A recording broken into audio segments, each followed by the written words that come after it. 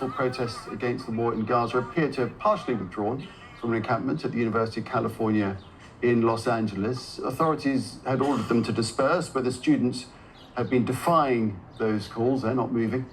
On Tuesday night, Palestine solidarity protesters were attacked by a group of Israel supporters. Police have been criticized for a delayed response to that attack. Let's get the latest idea of what's happening within the encampment. There's about 400 protesters at the encampment at UCLA, just the other side of the building we're looking at right there. And we can speak to freelance journalist Ben Camacho, who's within the encampment on the UCLA campus. And Ben, what's the latest that you're seeing and hearing? Yeah, so right now they're issuing another dispersal order. This is probably the sixth one that I've heard today or tonight. But protesters have largely just kind of gone back to tending to the camp and really just occupying this space here in front of Royce Hall. There is a small group of protesters that did reinforce some barricades for the main doors of Royce Hall. But other than that, people are just, occupying the space just as before the cops showed up. So it sounds like the protesters are resolute. They have no intention of moving despite police orders. That's correct. That's actually the first thing they said when they pushed back LAPD. They told them that they're not leaving. Tell us why there's such a degree of solidarity and determination to hold their ground and to make their voices heard. Well, I think these protesters feel a very strong connection. And I mean, I spoke to someone who is from the West Bank and has family in Gaza.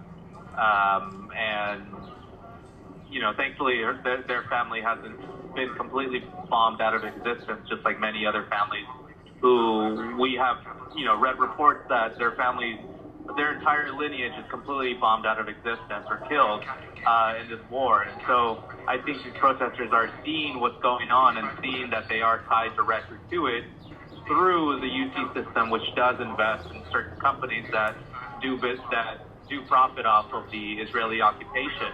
And they just want to take control of where their money goes. And so aside from the divestment abs, I think, there's many Palestinians here, Palestinian Americans, that are from the diaspora. So they could have family over there, or maybe all of the families here, but obviously they're originally from over there. And so to see their homeland being bombed, and, Rafah is the last place where civilians are living right now. And, as I'm hearing in your own reports, that there's been Israeli attacks on those just in the past 24 hours. And I think this issue is very pertinent to this community here. The thing is, of course, there will be those that say that this has been declared an unlawful assembly. As you say, the police have ordered dispersal orders 6 times. Is it right then to break the law and cause such disruption to make voices heard?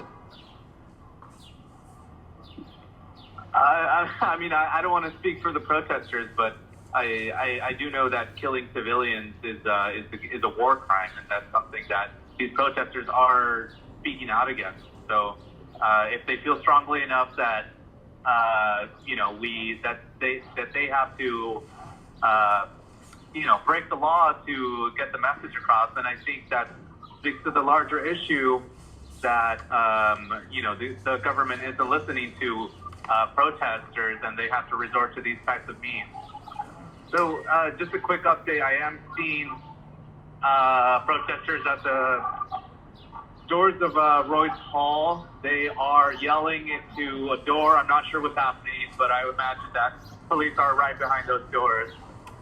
Yeah, well, I'll tell you what, Ben, what we're looking at right now is a bus load of police in riot gear have just arrived. You see them well, actually, there's another bus. There's 2 buses you can see now, and a third, and maybe more beyond that, all, I think, with riot police on board. It seems that the police are arriving in very large numbers and congregating just outside the building on campus there. Let's cross to Rob Reynolds to see if he's got a better view of what's going on or has heard anything more.